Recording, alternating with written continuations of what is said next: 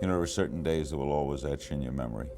The day Kennedy was shot, I remember exactly where I was and what happened, and that was certainly the most momentous day until 9/11. Just crossed the Hudson River just north of the Texas. On September 11th, I was in the middle of literally trying to get away from it all. I was at home, I was in my kitchen. I had just walked into my apartment after having dropped my 3 kids off at school. Where the news is being made on this Tuesday, September 11th. From CNN Center in Atlanta, this is CNN Live at Daybreak. I was sitting in my office overlooking the newsroom, and the morning meeting was going on. It was the most routine day. There was virtually no news that day. Oh, it's primary election day in some cities and states. In New York City. It's going to be a great day. And we were out covering the New York election. I was driving down the West Side Highway. Elsewhere, pretty quiet today. Beautiful weather, Midwest, Northeast. I was on my way to the Pentagon. I was just pulling into the Pentagon parking lot. September 11th is my birthday. I turn on the television. Everybody else is asleep. I see the building. It'll be etched forever. This day changed all of us.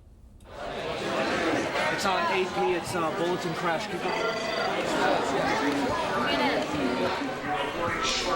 All of a sudden, during the commercial break, everybody started running through the newsroom.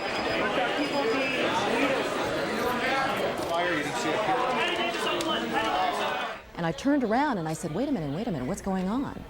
And one of the vice presidents said, unconfirmed reports of a plane into the World Trade Center.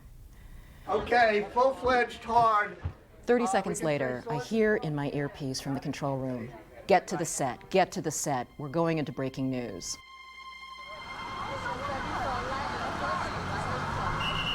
And up comes the picture of the World Trade Center tower with a huge, smoking, gaping hole in it. And I said, holy God. This just in, you are looking at obviously a very disturbing live shot there. That is the World Trade Center, and we have unconfirmed reports this morning that a plane has crashed into one of the towers of the World Trade Center. The CNN Center right now is just beginning to work on this story. My office faces south towards where the Trade Center used to be. Now, Sean, what can you tell us about what you know? This is Sean Murtaugh, Vice President of Finance for CNN. And started with a meeting with the head of our properties group. 2 of us stood up, probably caught the last 5-6 seconds of flight of the first plane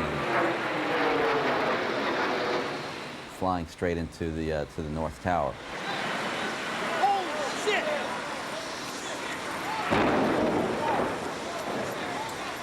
shit! Impact, fireball, and when it hit, it was like a, oh, you got like a, you know, like a thud in your stomach of, did I just see what I just saw? Sean, what kind of plane? Was it a small plane, a jet? It was a jet. You're talking about a large passenger commercial jet. Large passenger commercial jet.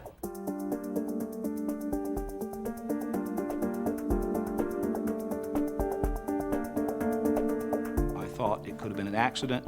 I thought the plane was much smaller. Our shot was from a good distance off. It was when we confirmed that it was in fact a 767 that I realized what we were in for. We are only now beginning to put together the pieces. There's a ton of smoke coming out right now. It is a remarkable scene. Looks like 6, 7 floors were taken out. I remember that moment in the newsroom when we were looking at the hole caused by the first plane, and people were saying, wow, that's weird. What was that, an accident, a small plane? And somebody said, no, no, no, that's no accident. Wow, the first one is picking up the large fire on the lower floor. The fire keeps growing, the smoke keeps growing. As we were driving downtown, we had very little information. Tragedy unfolding in New York City.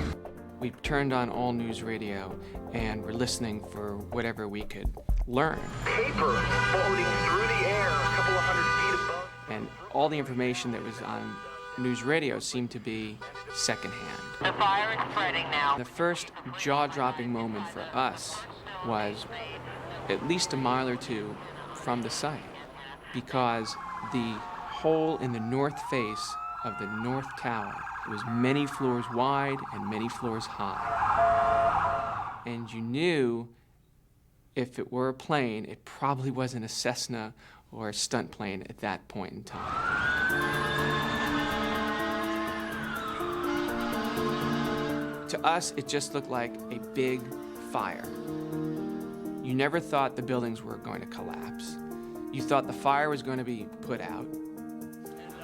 The other thing that happened was people started coming up to us who were eyewitnesses to the incident. So the plane was slightly on its side, and that's why it made me think maybe it was in distress. It came in like a spear. It just speared through the building. Looked at my watch. I'm a little bit late. Holy smoke, the building I'm supposed to be in is on fire. One thing you saw on the street were rows and rows of people. People just standing, sort of hypnotized by the flames, in disbelief. Just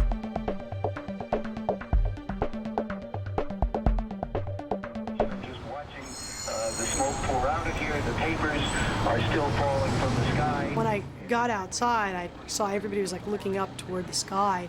And I started running downtown toward the building. And I got maybe a block or two before I saw there was a motorist stopped on the corner. So I jumped up to her window and just, waved my CNN ID in her face and said, "Give me a ride, give me a ride." And she let me in the car. I got within a few blocks of the World Trade Center when suddenly there was this second sort of roar that came out of the sky. And everyone just looked right up, and another plane came and just barreled into the other tower.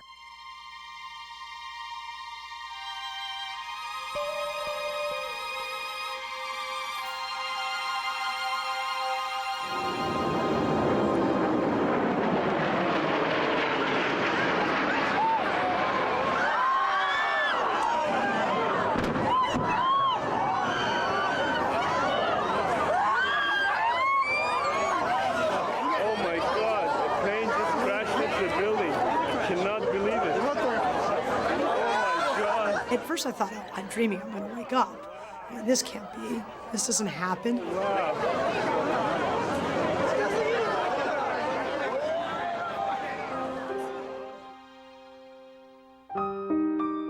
I looked up and the first thing I thought was, my God, that plane is flying so low. In a big city with these tall buildings, what's it doing so low? There was a schoolyard across the street, and I remember there were kids that were being evacuated from the schoolyard. And one of the girls looked up into the sky and she said to her father, "Daddy, look, they're doing it on purpose."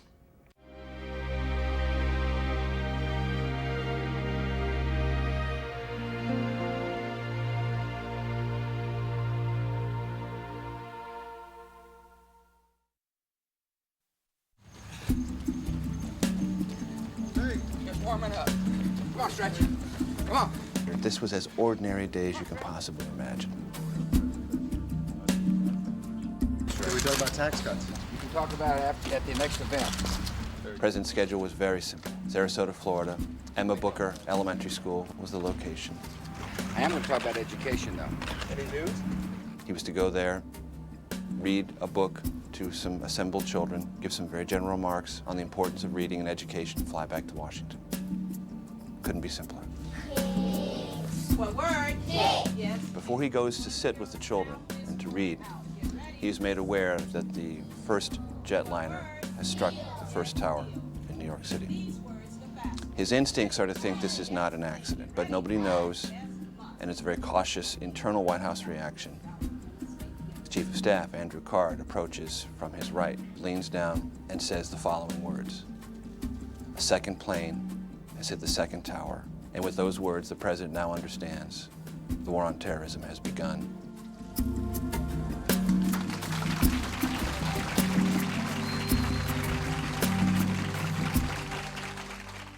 Today, we've had a national tragedy.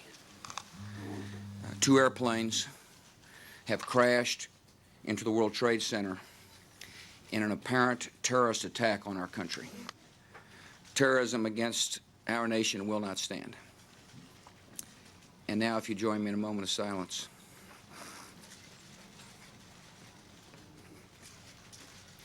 May God bless the victims, their families, and America. Thank you very much.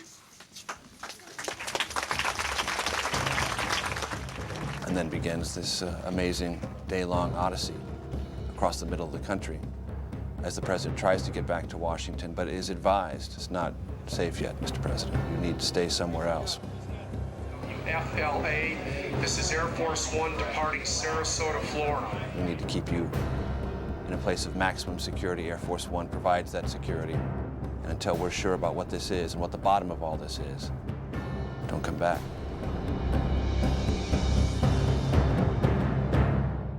I need someone to confirm that the FAA has grounded all planes across the nation. As soon as the New York airspace, became under attack, the decision was made to shut things down there and ground everything that was in the air immediately. The decision was made very quickly, and it's an unprecedented and very dramatic decision to ground everything in the air over the United States of America. It is stunning. It's amazing to see it happen, to see 4,500 blips over the United States in 60 to 120 minutes time to nothing, just silence in the sky over the U.S. Fire in the Pentagon. Amy's about to go on there.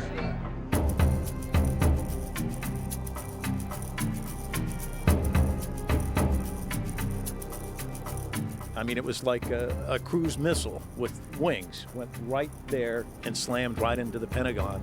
Huge explosion, a great ball of fire, and smoke started billowing out.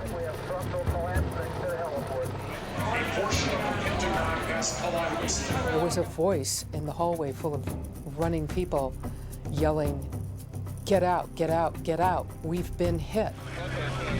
A fire truck came and started pouring water on the fire, but it was having no effect. I mean, this was an extremely hot, extremely intense fire. After I determined that there wasn't any more information for me to gather in the office, I left. But before I left, I decided I would try to do one more thing. I tried to take the camera that's mounted in the corner in my office and see if I could put it out in the hallway and point it down the hall toward the side that had been hit. My thought was if the building, God forbid, continued to burn or something happened, that CNN would be able to go to a live picture inside the Pentagon. Unfortunately, we didn't have enough cable. Secretary Rumsfeld was in his suite of offices on the other side of the building from the impact zone. He felt it, and he immediately was on the attack site within moments, much to the displeasure of his security people, but he did it. And there are pictures of the secretary helping other men carry stretchers of the injured.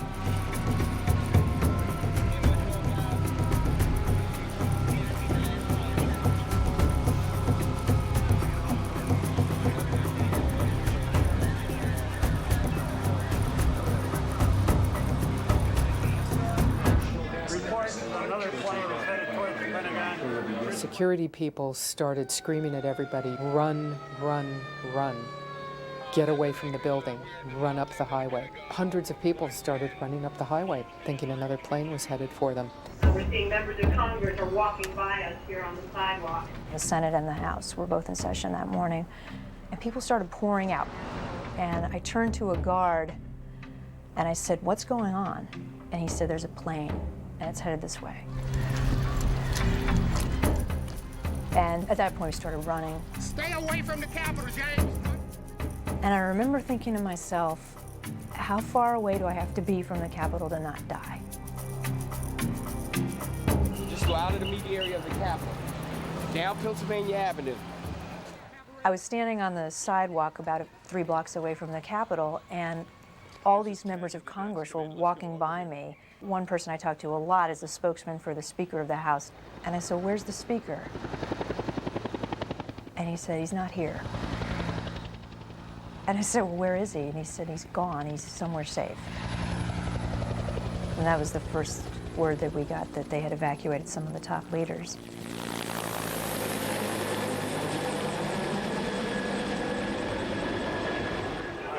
The White House is being evacuated. It was very clear. All of a sudden, there were Secret Service guys, uniformed, ringing the building. Everybody out! Let's go! Come on, guys, let's go! Come on, let's go! No choice. No choice. Right now. Cameras up. Equipment stays. It isn't worth your life. Go.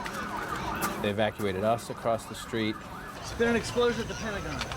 And then you started seeing everybody come out. We saw most of the senior staff come out. The last several hundred I saw leaving the grounds were told and ordered by the Secret Service to run. They were running through the gates. We're all on our cell phones in Lafayette Park. And I can just remember saying, I need to keep the building in sight. Walk away from the White House. Because they kept pushing us back. There's nothing imminent, but this is just not the place to be. Go have lunch, do something else, please. And for the first time in 5 years around the building, saw a Secret Service with automatic rifles.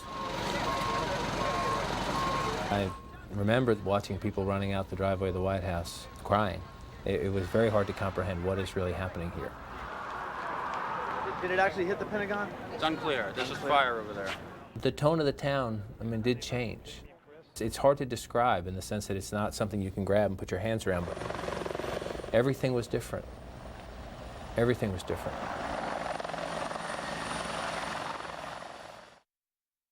The building's exploding right now. You got people running up the street. Clear out of here now. There's a tremendous amount of smoke and flames billowing out of the building. Well, it is a grotesque sight. You could see the rush below on the street as people continue to run. Many of them were inside the building when they felt the explosion, and they say there was just pandemonium. And hear this just deafening roar of fire engines and police cars. And nobody really knew what had happened other than that something had happened on purpose.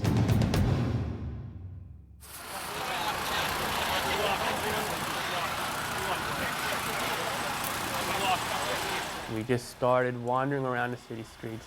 We wound up behind 7 World Trade Center, getting some shots.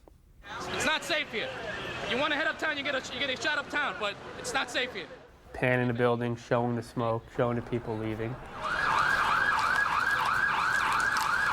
Sorry, I ran that shot. At this point, we're still shooting flames. I could see above where the plane had gone in. It was really bright red, like coals on a campfire. We would later learn that with the jet fuel, it was about 2,000 degrees Fahrenheit. Oh, shit! Go back.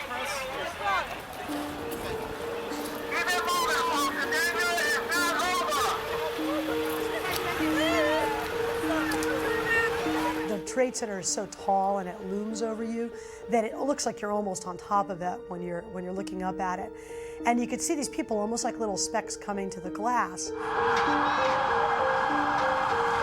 And Jim Hubrex, the guy whose apartment I was in, had his camera and he was tightening the shot and tightening the shot. And at one point he finally said, "Oh my God, there's people up there."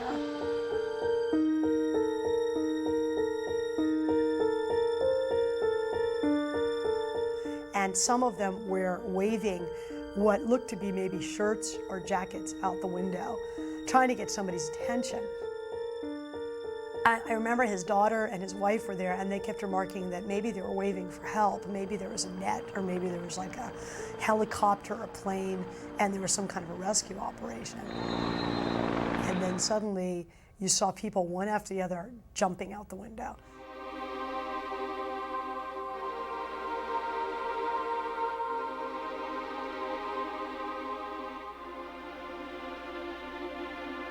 People were flailing against the wind as they fell, almost as if they'd had second thoughts. It was absolutely horrifying.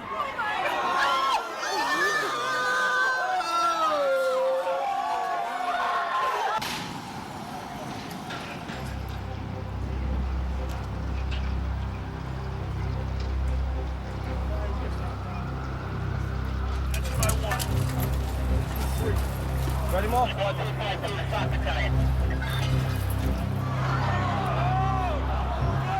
There has just been a huge explosion. We can see a cascade of sparks and fire, and now it looks almost like a mushroom cloud explosion. And I'll tell you that I can't see that second tower. The whole tower just came down.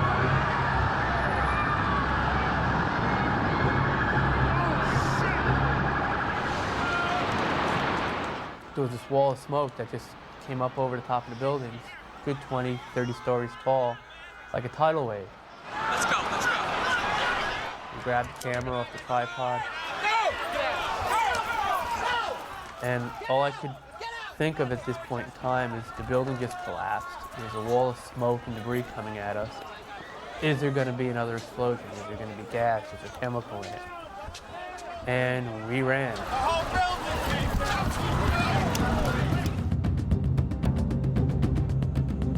I was over the edge at that point in time. I had just gotten married in June, and I'm saying to myself, there's so many things in my life that aren't completed, so many open ends. I'm not ready to, sacrifice my life or have my life sacrificed because someone wants to make a statement. We're okay, the car's stopping, we're okay. We're okay.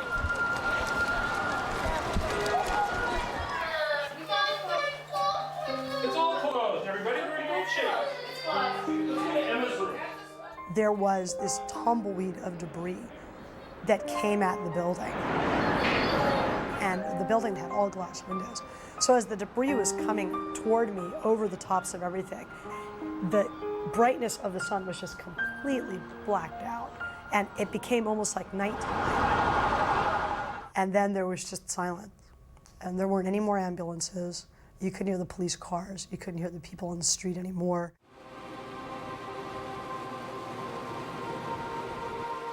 And I walked up to the glass and looked out, and it almost looked like a blizzard had hit New York. There was the snow everywhere. And there was just no noise coming from down toward the World Trade Center.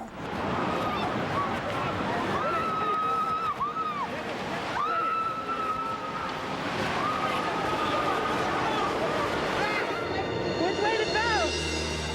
Stay put, stay put.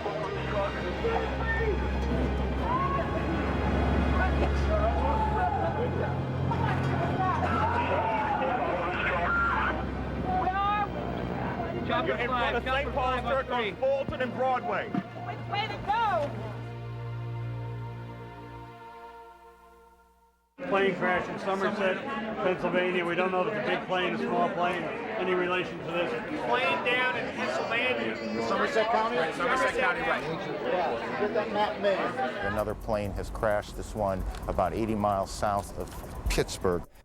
This is United 93. This took off, was headed for San Francisco. Once again, it flew way out, all the way out toward Ohio, and then took a drastic 180-degree turn, was headed clearly toward Washington, D.C. When the crash happened in Pennsylvania. It's, I think, safe to say, a prominent target in Washington was the goal. One of the last places you would probably expect to be touched by the violence of an act of terrible terrorism like we have seen today. What we didn't know at the time was that there were 4 hijackers on board. And according to what we were able to later learn, the hijackers had taken the time to put red bandanas on their head.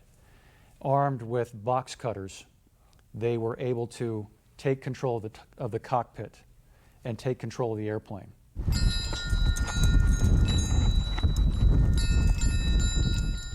What they hadn't counted on was people on board making phone calls to their loved ones and to others.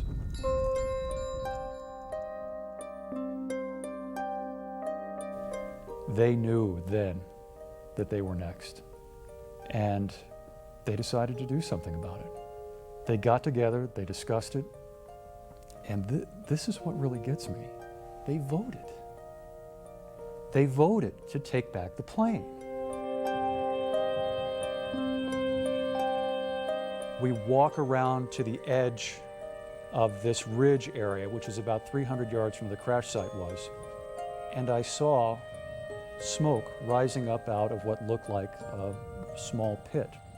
The plane hit so hard that most of the pieces were crumpled in on top of itself, collapsed right there in that crater. They found the flight data recorder about 15 feet down. It was extremely loud to the point where it was almost shaking the windows in my house. Next thing was over the horizon, there was a big, huge fireball. I'd say at least 400 or 500 feet in the air.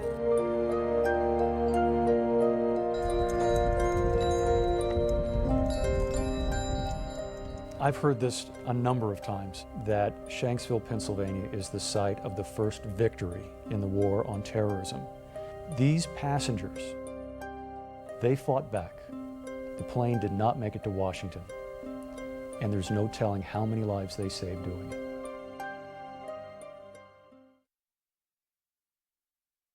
There was a big impact with some noise. The floor shook, and we all evacuated.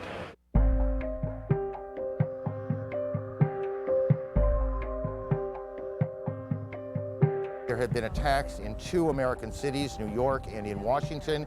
The trade centers here in New York have been hit by airplanes. In Washington, there is a large fire at the Pentagon. The Pentagon has been evacuated. Obviously, we are in the middle of an extraordinary catastrophe.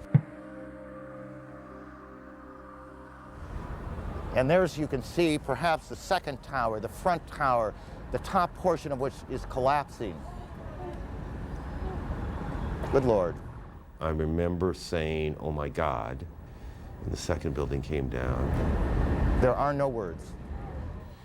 And went silent for a bit and let people watch it. I've been a reporter most of my life. I've seen a lot of bad stuff happen in a lot of difficult places. And I'd never seen anything like this, certainly not in my country.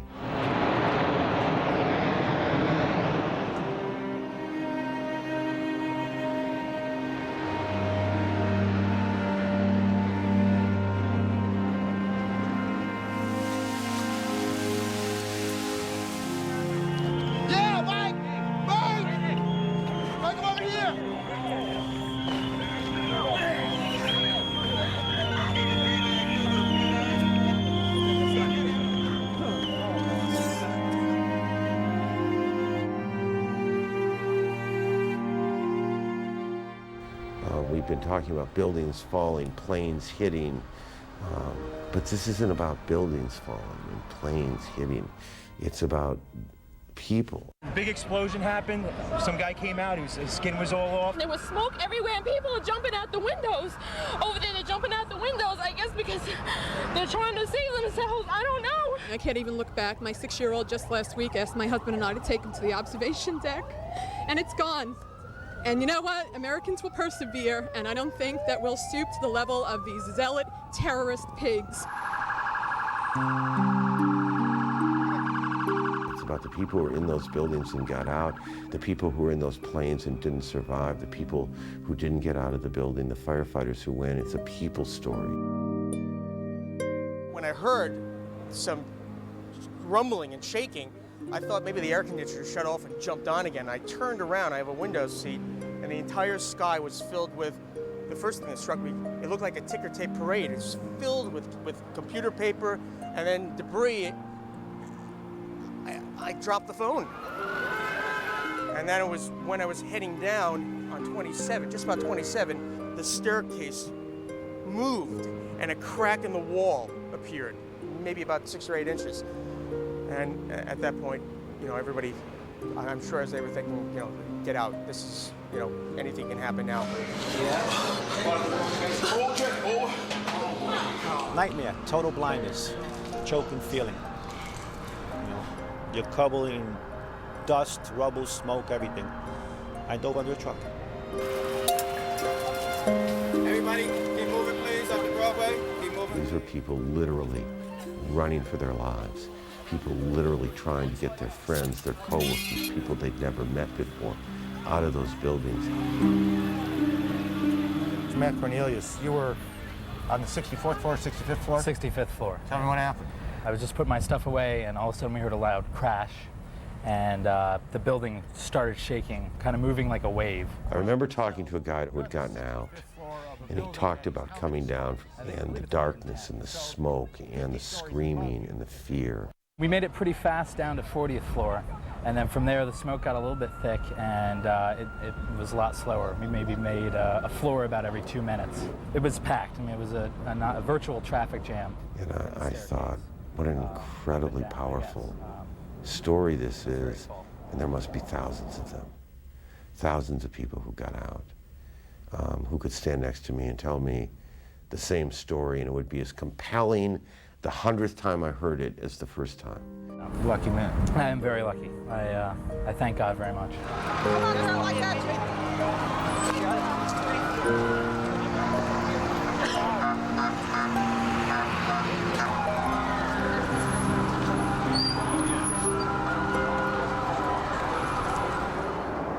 By my watch, which isn't exact to everybody else, it was 9:07 when Andy Card leaned over and whispered in the president's ear.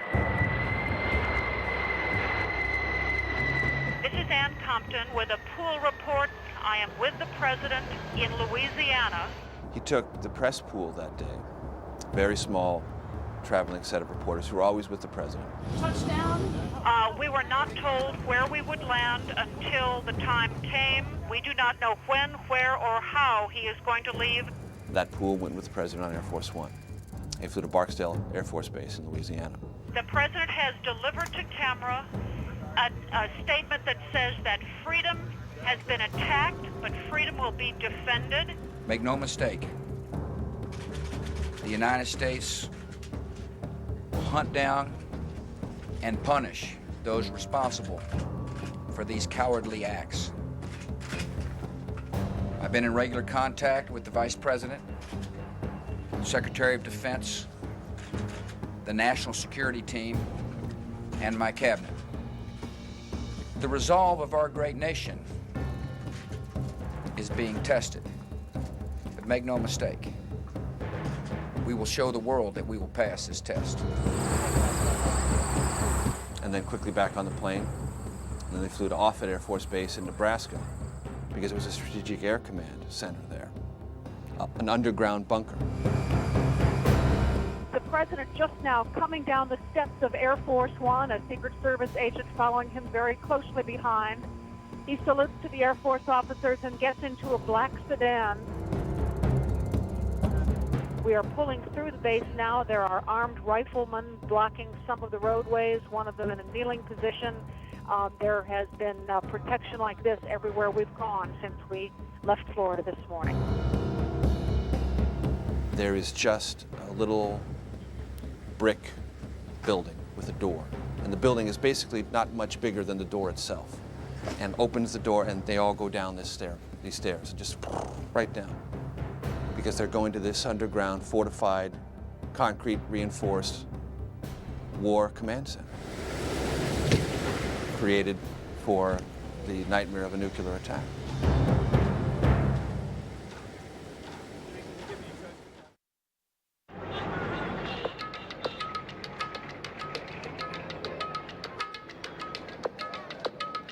There were only a handful of journalists inside Kabul at that time, and the Taliban had forced us all to live in the Intercontinental Hotel. So we were all sort of gathered on one floor, and people seemed to instinctively come to CNN's office to find out what was happening when this news began to filter out. The initial assumption was that this had something to do, or at least they were looking into any possible connections with Osama bin Laden. We were told that the Taliban foreign minister was going to make a press statement, and we said that could he make it in the hotel, because that's something that we wanted to cover live. Does the Taliban categorically condemn these attacks on the United States? And first of all, he started to say that this was something that the Afghans at the Taliban had tremendous sympathy for. We criticize terrorism in all its forms. He said that he didn't believe that Osama bin Laden could be involved because he said this was far too complex an attack for him, and that this was, you know, he was just a simple man living in Afghanistan at that time. Can you rule out any involvement by Osama bin Laden? No one has blamed or accused him formally. They wanted to show their sympathies to the world, and they also wanted to say at that point, early on, 4 hours after the attacks, that Osama bin Laden wasn't involved. Thank you. Just in the last few seconds, another building, building number 7, one of the buildings in support of the World Trade Center towers, has collapsed. This is no small building, as you can see, at 47 stories. It would stand out in most American cities. As all this rubble adjusted itself, more buildings came down. The fire consumed more buildings. The structure of the buildings that were there was compromised and kept teetering. You hear that? Keep your eye on that building. It'll be coming down soon.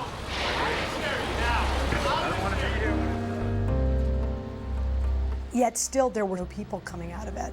And I think that was one of the things that really stayed with me after that, is I kept thinking, well, you know, maybe when everything calms down, more people are going to come out and they're going to rescue more people. But there was just no noise coming from down there.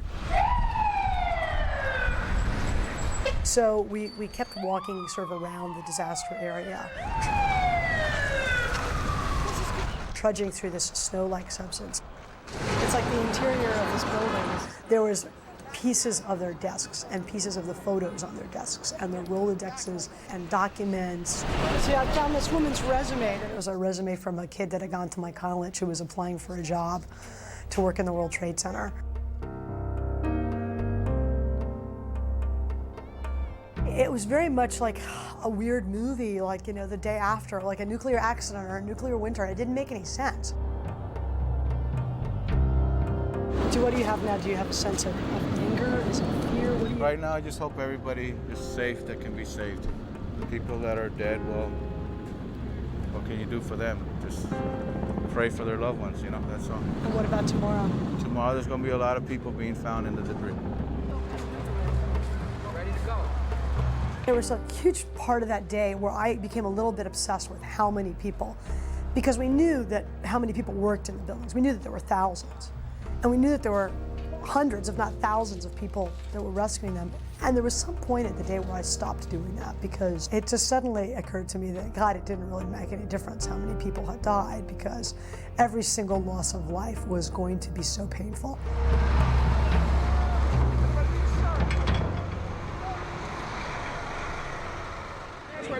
Put your mask on. Put your mask on. I remember one of the first things about Rudy Giuliani. The situation is that 2 airplanes have attacked, apparently. One of his first press conferences, somebody asked him about the death penalty. He said, "It is going to be more than any of us can bear." The effort now has to be to save as many people as possible. There was absolutely no evasiveness in his language. Giuliani got up and said, "This is as horrible as you can imagine and maybe worse." We lost the deputy chief of the fire department and the chief of the department.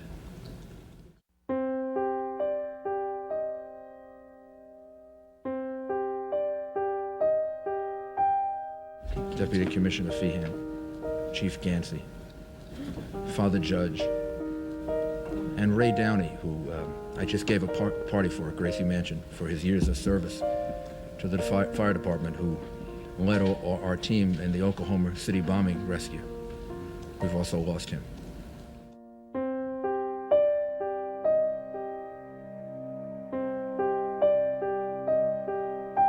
What we can tell you tonight is the city is confirming that some 265 firefighters are believed to be dead, some 85 police officers missing tonight. It was very difficult for anyone to get this information because of the horror everybody was dealing with downtown. You know, the last thing the police and fire department was interested in doing was trying to finalize numbers for us. They were saving lives. We can only surmise that we are talking in the hundreds, the thousands of people. I think even those out there who may not believe that there is a God, at a time like this, we all reach out for a higher being. I remember saying on the air, God rest their souls, because you could only imagine how many people were in there. Of course, we had no way of knowing. I mean, at one point they said something like 10,000 people could be in there. You know, it turned out to be just under 3,000, but you know, it doesn't matter. I mean, the numbers are just mind-boggling. This is the most unbelievable thing I've ever seen in my life. The Twin Towers are on the ground level.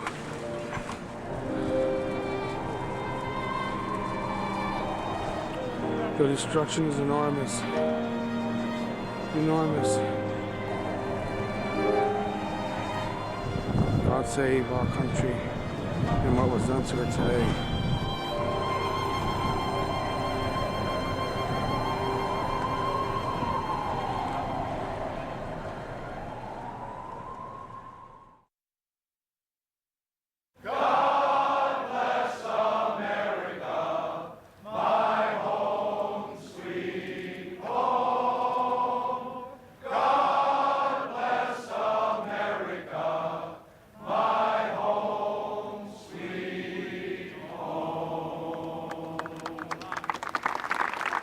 A pointed display of bipartisan unity at this critical moment in U.S. history. I think it was just off the cuff.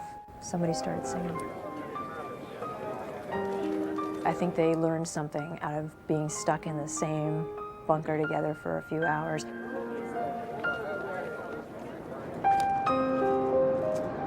We're told that Air Force One is expected to land in about 15 minutes. We're also told it's being flanked by 3 U.S. Air Force fighter jets. Occasionally on an international trip or because of weather, you'll look out the window and you'll see a fighter jet go by. A very rare occasion. And when they brought the plane back this time, he was escorted as you see in the movies. One of those moments where there are jets on the wings. President Bush just landing only a few minutes ago at Andrews Air Force Base, returning to the White House, getting ready to address the nation around 9 p.m. Eastern tonight.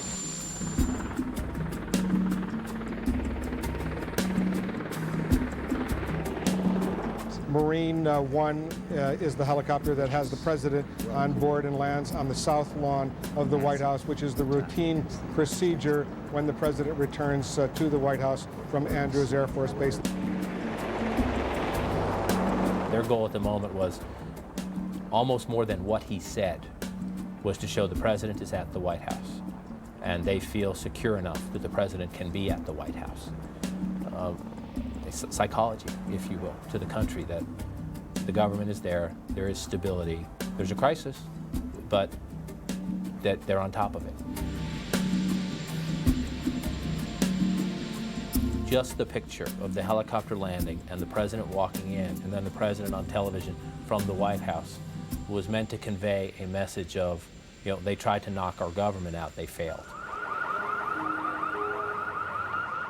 Do you want to be angry? Do you want to sort of tap into the country's sense of fury about this and the loss of life? Do you want to try to be reassuring? Do you want to be more calmer? And what do you possibly tell the country at the end about what you're going to do and how this is all going to work? These are enormous challenges. This speech has got to be less about fury, less about anger, less about vengeance, less about righteous rage. That was the president's instinct. And the speech basically followed that general format. Even though I walk through the valley of the shadow of death, I fear no evil, for you are with me. America has stood down enemies before, and we will do so this time. None of us will ever forget this day, yet we go forward to defend freedom and all that is good and just in our world. Thank you. Good night, and God bless America.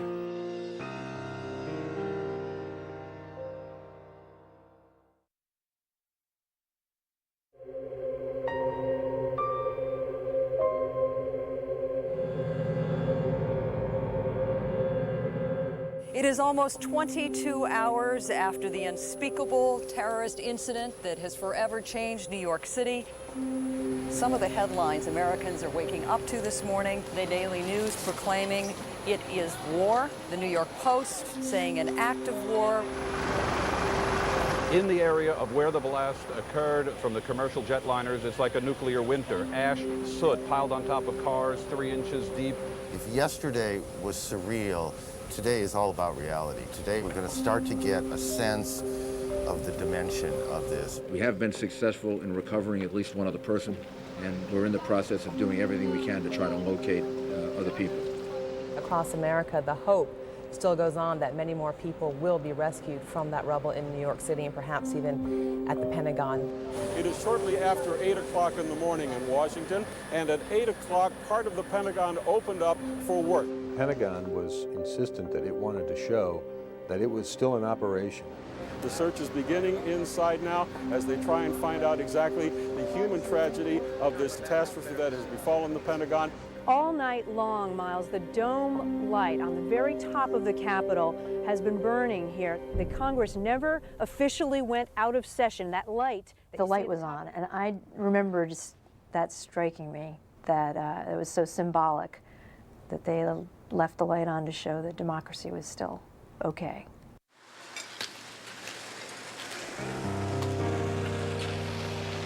City officials have no idea what kind of reality they confront in the rubble of the World Trade Center. It was hell down there. It made me sick. It made me sick to my stomach to see it. Then you would turn a corner and you would see these heroic rescue workers. And these people worked 24 hours on, 24 hours off, and they were not going to give up until they were 100% sure that one of their own wasn't left behind. There were trucks and police cars everywhere you looked. You couldn't move, streets were closed, there was no place to get food, nobody was going to work. The NASDAQ, the Dow Jones closed, all public schools are closed. I mean, there was no business for anyone to do, and the city was weeping.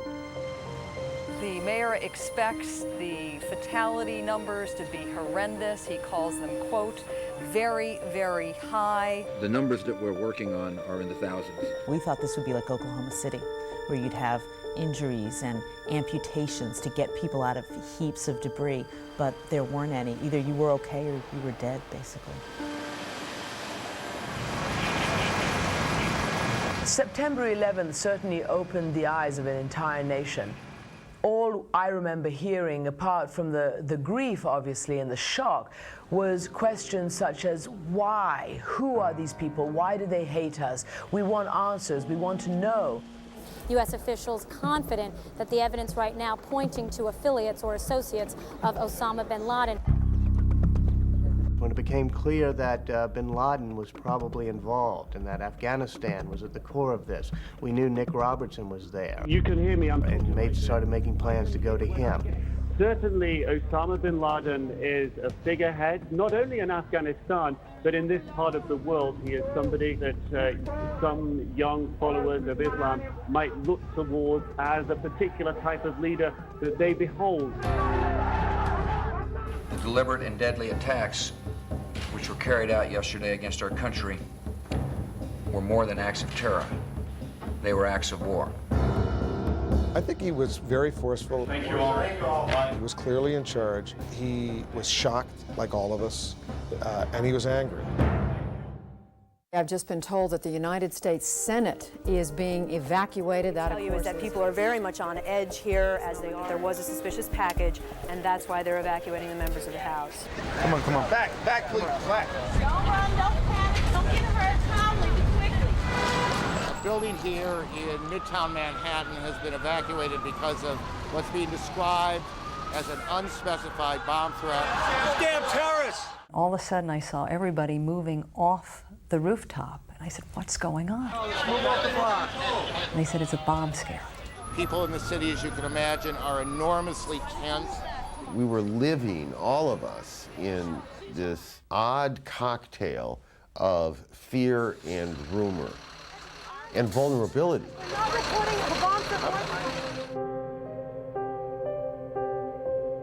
He called me at 10 to 9 and said, our building has just been hit by a plane. There was the second plane that came around and slammed into the building. When he went to work, his mom said goodbye to him, gave him a big kiss, and never saw him again. And I said, oh God, John, please get out of there safely. We're at the corner of Lexington and 26th Street in Manhattan. We're at the Armory, where hundreds of families are lined up behind me trying to get information about their missing loved ones. They're asking for all... When we first arrived there, my producer Miriam Falco and I, we were concerned because we did not want to thrust ourselves at these people. This woman right here... We felt very strongly that if they didn't want to talk to us, we didn't want to talk to them, and we weren't going to hound them. I'm looking for my older nephew. But in fact, it was the opposite. We've been here over 2 hours. They told us twice they take us next day. They sought us out. Let me give you... And I have here with me Vinnie Kamaj. Several different people stand out in my mind from September, and one of them is Vinnie Kamaj. He was the first interview that I did on camera. He was looking for his father. His father was a window washer at the World Trade Center. If you think your father might be out there somewhere, what would you want to say to him? I want to tell him that we all miss him, his little nephew, Luke, misses him, and that we're strong. We got hope. Thank you. Thank you. Aaron, I've been talking to these families for 2 days now, and all of these stories are very much like this. People are just hoping that their relatives are out there somewhere, and they're begging us. It was just so moving to hear from this young man how he was just searching and searching for his father. If anybody see my daughter. He has a daughter, 7 months old. I want him to come home. We're not going to give up until we find you. We love you. When you interview person after person who is missing someone who is so special to them, so important, fathers, mothers, sisters, wives, husbands, children, I don't know how you can help but cry.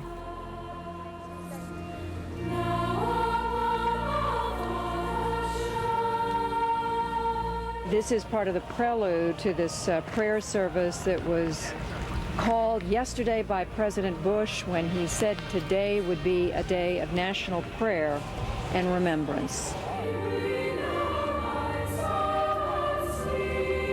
A striking picture if you just look at the pews of, you see the former presidents, you see Al Gore there. So many have suffered so great a loss, and today we express our nation's sorrow. The most interesting moment of the day was after the president spoke and he came back and sat down in the pew, and his father reached across and just grabbed his hand, and it was sort of an attaboy, or good for you. I can hear you, the rest of the world hears you, and the people who knock these buildings down will hear all of us soon. I think people understood what he was saying, and you could see it in the reaction. Do you want bin Laden dead? I want him held. I want justice. And there's an old poster out west, as I recall, that said "Wanted, dead or alive." We are one country today, committed, unified in the pursuit to find and punish and obliterate those who committed that horrible act against this great nation. The emotion here is rising dramatically. Everybody is moving into position. Our heroes will now open the marketplace. The determination not to allow terrorists to shut down our financial system was absolute.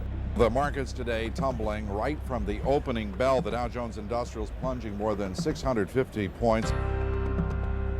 Over the course of the next 5 days, $1 trillion in market capitalization was ripped out of our financial markets. $1 trillion.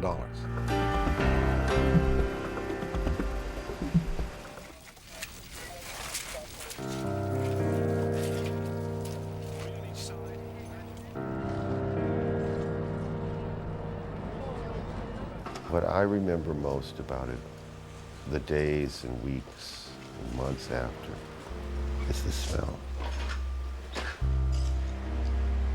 I don't know what that smell is. Jet fuel mixed with burning steel, mixed with human tragedy.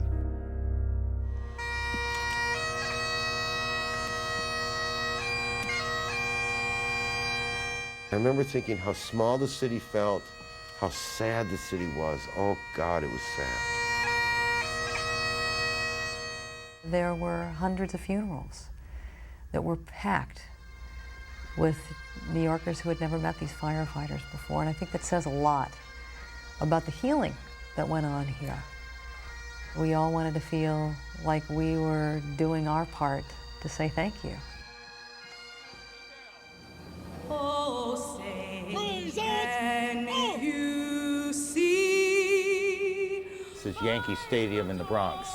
Down below us, a Prayer for America memorial service here in New York. What so proudly we hailed. In the days since this attack, we have met the worst of humanity with the best of humanity. We pray for all of those whose loved ones are lost and missing. We pray for our children, and we say to them, do not be afraid. It's safe to live your life. I became a New Yorker in a day. After 10 years of fighting it and not getting it, I fell in love with it. I fell in love with New Yorkers. I was so proud of how they were dealing with this terrible thing.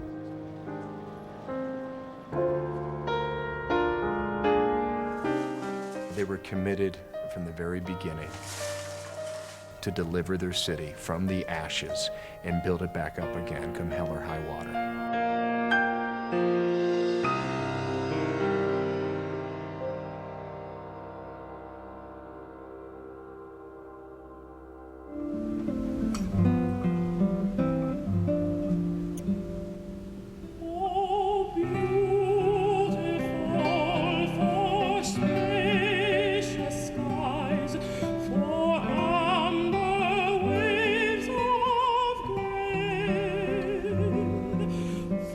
Ago today that American Airlines Flight 11 took off from Boston for Los Angeles and crashed into the North Tower of the World Trade Center. There's been a remarkable spirit of unity in this country since the September 11th attacks. My fellow citizens, for the last 9 days, the entire world has seen for itself the state of our union, and it is strong. Tonight, we are a country awakened to danger and called to defend freedom.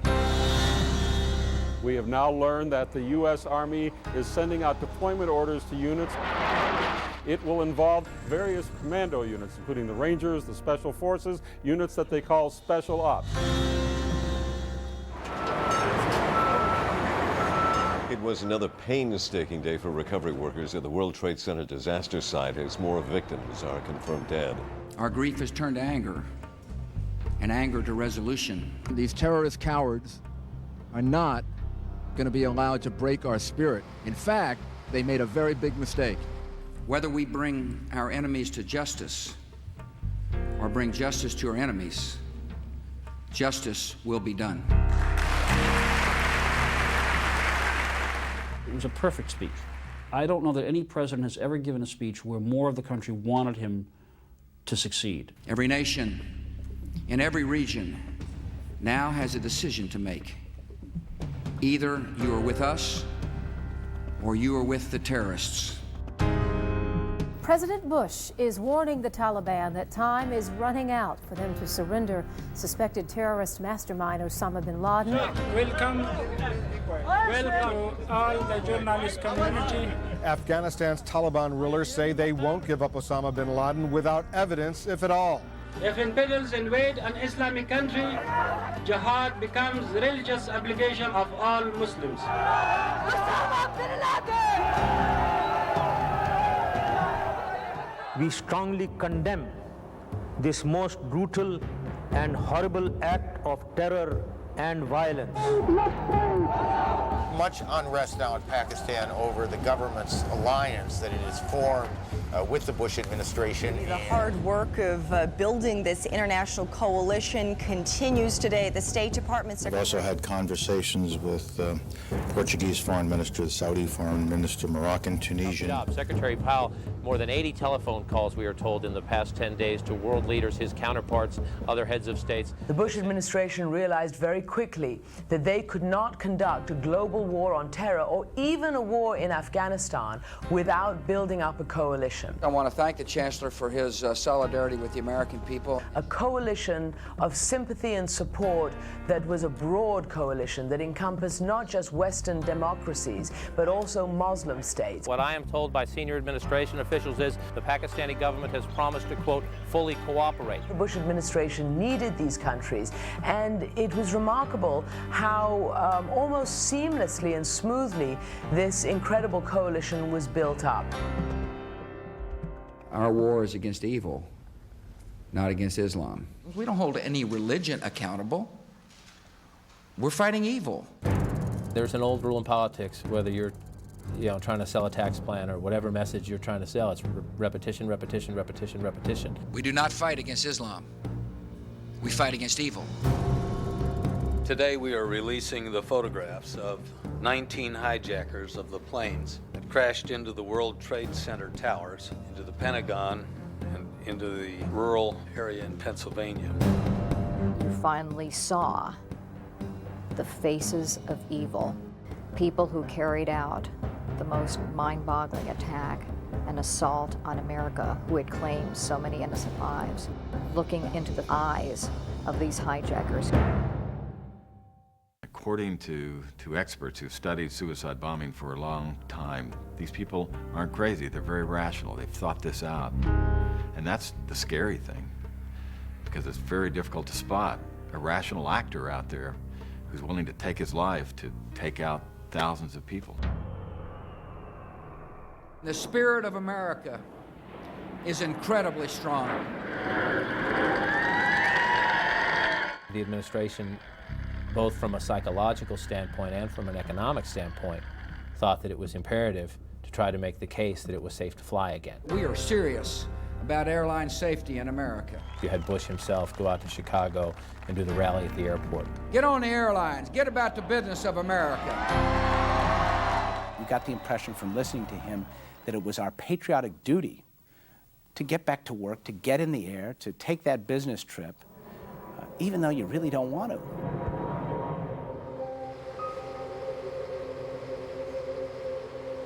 The Federal Emergency Management Agency, or FEMA, ended its search and recovery efforts at the World Trade Center ruins today.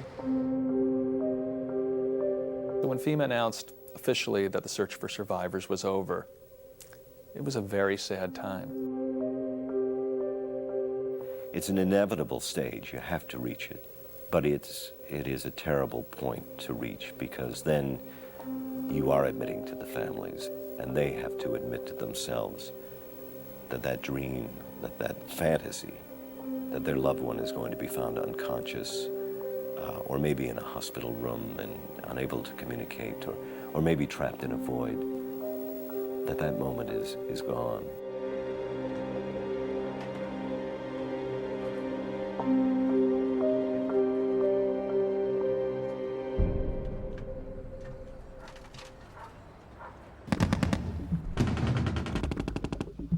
Our troops maintain a level of readiness. We're in a prepare mode. We train every day for war and pray for peace. We're at a heightened state of security. We pride ourselves on being ready to go whenever the nation calls us. We had a pretty good idea that the war was going to start probably on Sunday. Senator Edwards, thanks for joining us. Welcome back. I was anchoring our Sunday program, Late Edition, and I was sitting there when they told me in my ear, get ready, this war has begun. We have a live picture that we're showing from Kabul. We're seeing some flashes over there. There was a big flash, and then there is firing into the air. On my orders, the United States military has begun strikes against al-Qaeda terrorist training camps and military installations of the Taliban regime in Afghanistan. Operation Enduring Freedom opened up on October 7th, like many other military campaigns. U.S. fighters and bombers taking out key Taliban targets.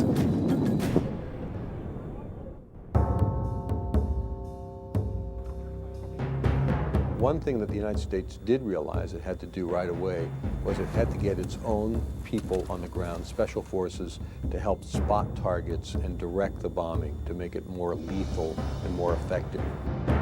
Now I'd like to show you some gun camera footage showing target destruction. In this case, the picture speaks for itself.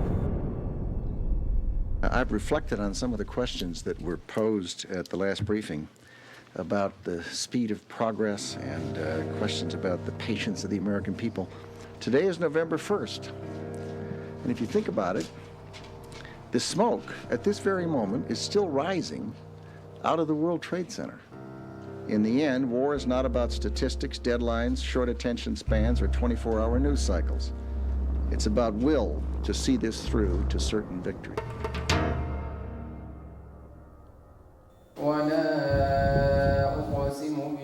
The officials with CNN now confirming through officials with the Northern Alliance that the town of Mazar-e-Sharif apparently has been taken.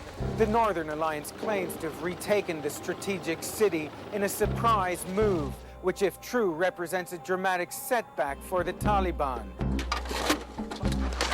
I think people who really knew the Taliban, who really had experience in Afghanistan, were not surprised that the Taliban essentially turned tail and ran. They did not put up a fight. This was our plan, not to enter the city, and we had reached to the outskirts of Kabul, as far as 6 kilometers north of Kabul last night. But then Taliban withdrew. I arrived in Kabul the day after it had fallen. People who've been here during the day have seen all the people of Kabul out on the streets. The markets were bustling, shops were open again, music was being played again. I can't emphasize how important that is, because music was one of those things that was banned by the Taliban. And people felt just relieved that the Taliban had gone. The scenes of people joyous, in the streets, women smiling, lifting their burqas shyly, children being able to be children again, men going to barbers and shaving off their beards that had been compulsory and regulation length under the Taliban. Of all the dramas in the Afghan war, the uprising at the prison, the fort at Mazar-e-Sharif, was perhaps the most dramatic. Here you had hundreds of Taliban and allegedly Al-Qaeda prisoners who'd been rounded up. The incident began as some Taliban prisoners blew themselves up with some hand grenades, creating a scene of panic and chaos. After that, some of the Taliban fighters managed to seize some weapons from other soldiers or from the dead soldiers and start shooting all around them. There's hundreds dead here, at least. I don't know how many Americans are here. Mike Spann, seen here in a high school photo, was a CIA operations officer. He had been gathering intelligence from Taliban prisoners at a compound near Mazar-e-Sharif and was killed during their bloody uprising.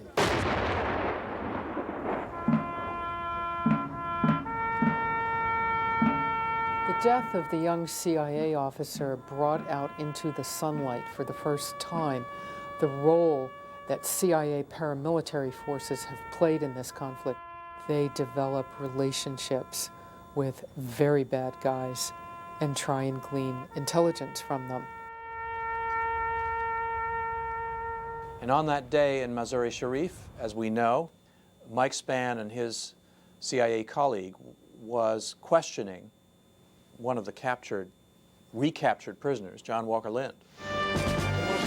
In a CNN exclusive, a shocking discovery in Afghanistan, an American believed to be serving in the Taliban regime.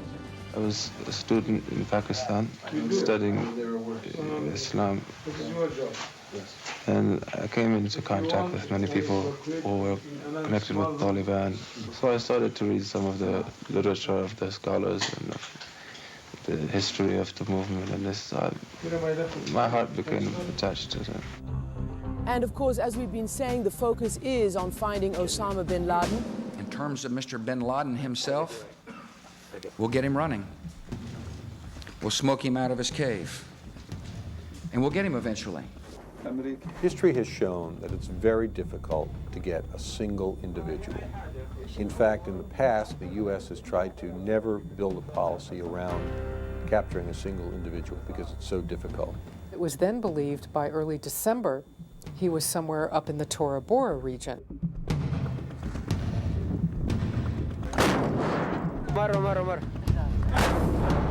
This has been a day of unbroken military activity by United States forces in the sky, air activity, B-52 bombers attacking the White Mountains, Tora Bora behind me. What is the latest thinking now about where bin Laden might be? Anybody's guess is the latest thinking. We do not know with precision where he is, and that's the same status, same answer you've heard for quite a period of time on that. By the end of 2001, all the major cities in Afghanistan had fallen. The Taliban had fled. But had they really? The Taliban are people who live in Afghanistan. They go back to their villages. They go back to their farms, to their families. The ideology is still there in many places in Afghanistan. There is no doubt that the United States military intervention in Afghanistan has had a net positive effect for the people of Afghanistan. Their situation has not become perfect since, but it is incredibly and immeasurably better.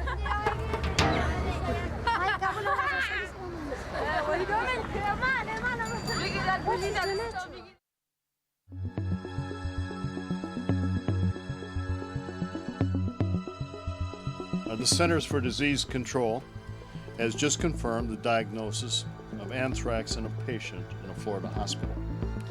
Based on what we know at this point, it appears that it's an isolated case. We first found out about anthrax when we found out about the case of photo editor Robert Stevens, who worked at American Media in Boca Raton, Florida. And here was a man who had contracted anthrax and no one could figure out where. Some disease organisms are so tiny that a single drop of liquid culture may contain millions of them. We hadn't seen a case of inhaled anthrax for 25 years. Breathing in only a few could cause infection. Anthrax was certainly one of those things that we absolutely glossed over in medical school, just one of those, here's what anthrax is, but you'll never really need to know about it. Actually, the news at this time apparently is not good for that man. Bob Stevens, 63 years old. Passed away at 4 o'clock this afternoon. The big question for investigators, was it natural or was it bioengineered? I remember getting a phone call early one morning, an anonymous source who called and said, FBI is coming in with a full team to the area to try to track this down. This is serious. Everyone was asked to give blood, be tested for the presence of anthrax. Long lines of people outside those offices as they were trying to find out whether they too were infected. A number of people have said that they're scared, they're worried. And so that's when things really started to grow. This is all new to everybody, and it's changing second by second. Good morning, I'm Andy Lack, I'm with NBC. I'm here with the mayor and with Bob Wright and Tom Brokaw and some of the mayor's key colleagues. And this morning, as many of you know now, we received a positive test for cutaneous anthrax for one of our colleagues who works on Nightly News. Our nation is still in danger, but the government is doing everything in our power to protect our citizenry. The American people need to go about their lives. I've worked with Tom Brokaw and Dan Rather and Peter Jennings, and so when it became clear that 3 media outlets had received either letters or something that contaminated the place, it's pretty darn scary. We all did this thing in our minds. What have we touched? What have we opened? Mr. President. Majority Leader. At about 10:15 this morning, a member of my staff opened an envelope. Welcome back. The U.S. Justice Department has just released copies of the letters with anthrax that were mailed to Tom Brokaw, the New York Post, as well as the Senate Majority Leader Tom Daschle. The FBI wanted to put the letters out before the public to see whether anyone else might possibly recognize the handwriting. The message was virtually the same in a number of them. Death to America, death to Israel, you die now. What's the problem? My breathing is very, very labored. I don't know if I have been, but I suspect that I might have been exposed to anthrax. Work for the Postal Service. Good evening, everyone. The anthrax attacks continue. Today, confirmation that 2 postal employees have died as a result of inhaling anthrax. No one was really thinking, according to officials, that any of the spores could possibly have gone through the envelope and into the air to infect anyone. They were wrong, and they were very tragically wrong, because as they then came to learn, yes, people were infected in that post office too. So while you had hundreds of people lining up on Capitol Hill being treated with antibiotics, that wasn't happening at the Brentwood Mail facility. I can't believe the post office waited so long to have us come get checked out when people in Washington, thousands of people in Washington, are already being tested right off the bat. A widening crisis. Traces of anthrax are found at more government buildings. A second NBC employee has contracted cutaneous anthrax. Traces of anthrax discovered at a CIA mail sorting facility. A letter carrier has been affected. Late today, a White House mail screening facility also testing positive for anthrax spores. I don't have anthrax. Well, this prompted incredible scares around the country because people didn't know whether they would be next. How many of these letters were out there? Would they get something in their mail that might be impacted with the anthrax too?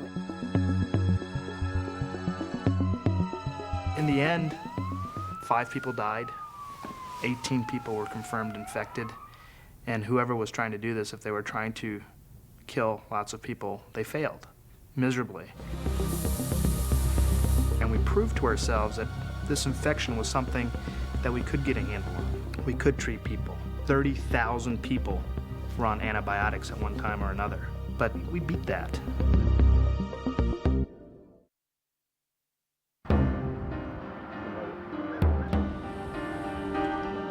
Breaking news this evening.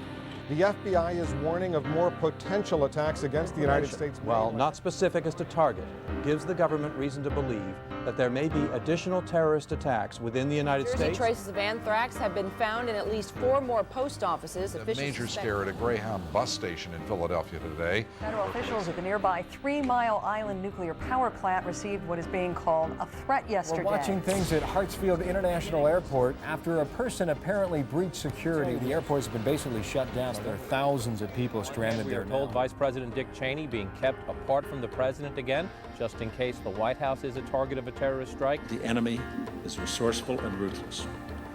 We have to assume there will be more attacks. Officials were very scared that there would be another attack. And there was a long laundry list of different sectors that they wanted to protect. Aviation, it goes without saying, a lot of attention paid there. But they were also concerned about nuclear plants, about chemical plants, about the ports, which are hugely vulnerable, about the borders, which are very porous. We urge Americans in the course of their normal activities to remain alert and to report unusual circumstances or inappropriate behavior. Everybody is concerned about what's going to happen next. You just feel so vulnerable now because you don't know what's going to happen, where it's going to happen. A lot of people are afraid. They're scared. It's overwhelming, the whole thought of it, the devastation.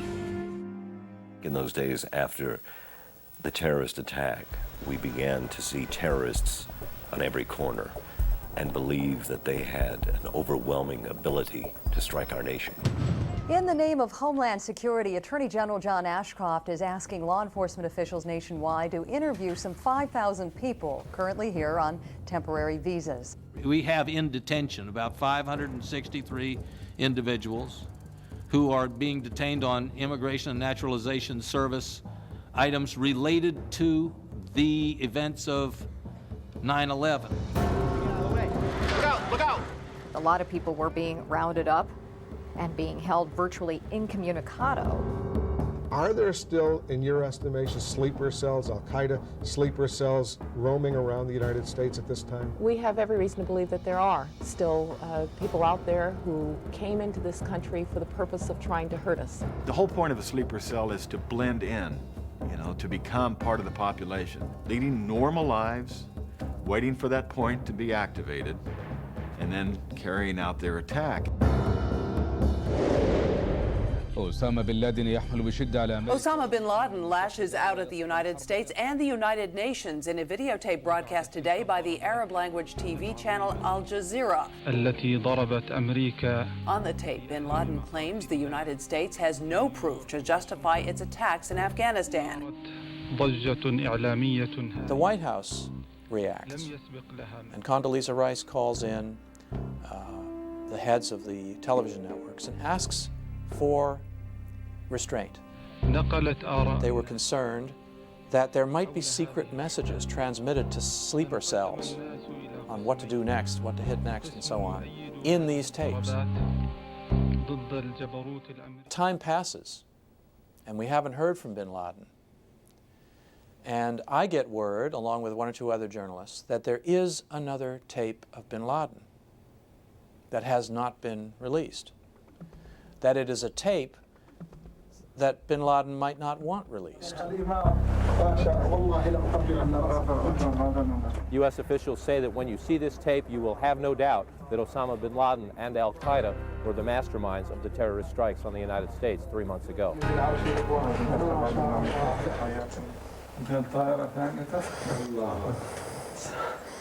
something about looking at him, laughing at him. There's something about that, the toadies who were in the room kind of egging him on, making him seem like such a hero because there were 3,000 dead Americans and that they didn't even think that building would collapse completely. It was beyond our expectations, he says. I did the calculations, he says. And you just, you want to retch.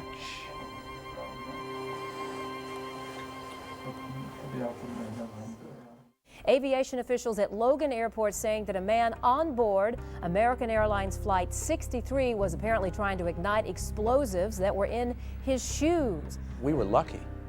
He didn't get away with it. Some courageous passengers and crew members wrestled him down and stopped him. Officials saying that the man in custody was carrying a British passport, identifying him as Richard Reed. They say he's about 28 years old. We think it is very important since September 11th for America to remain on the highest possible alert. We will take every possible action to make sure that this kind of injury and assault on America and on its freedom does not happen again. The thing that is so scary is that it is impossible to protect all the things they need to protect. We will be on alert indefinitely.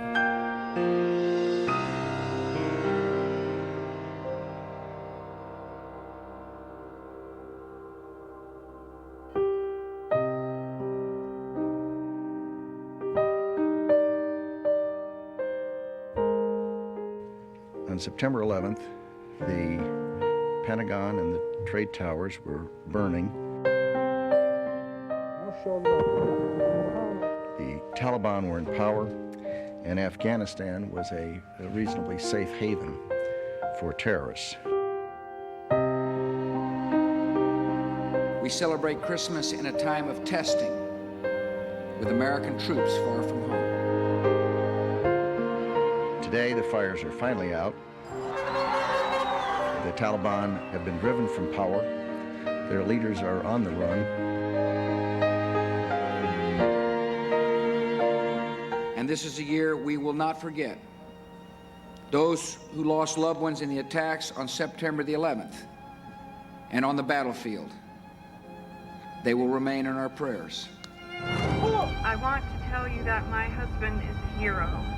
Not because of the way that he died, but rather because of the way that he lived. I found myself at a loss for words.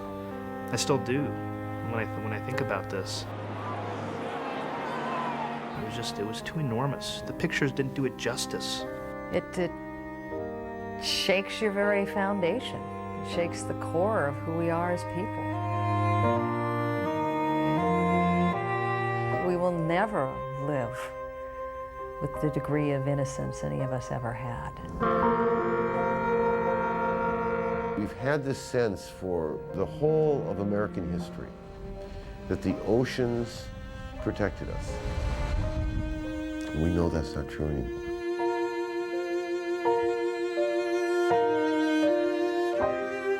The first morning in New York, I came across a poster on a lamppost describing a man with brown hair and brown eyes, 36 years old, 5'11", 175 pounds, missing.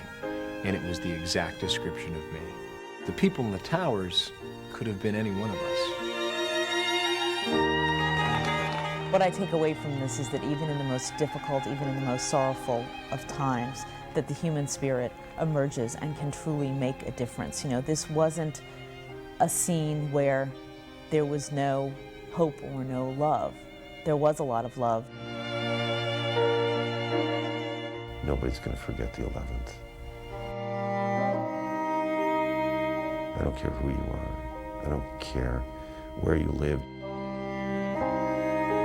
You'll know where you were, and you'll know how you thought and what you thought.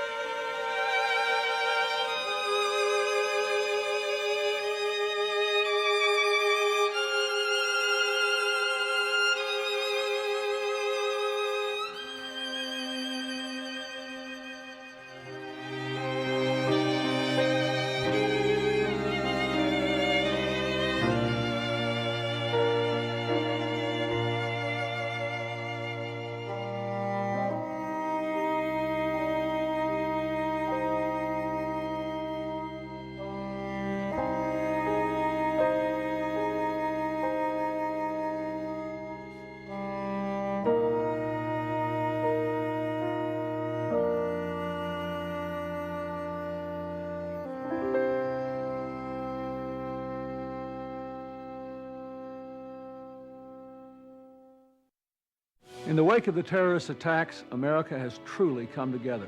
Prayer services, blood drives, children collecting pennies. Americans responded with a spirit that underscores what's best about our country. But we can do more. To help those families devastated September 11th, we should make certain a college education is available to each and every one of their children. We can do that with your help. For assistance or to make a donation, call this number. Helping these families will show just how much we care.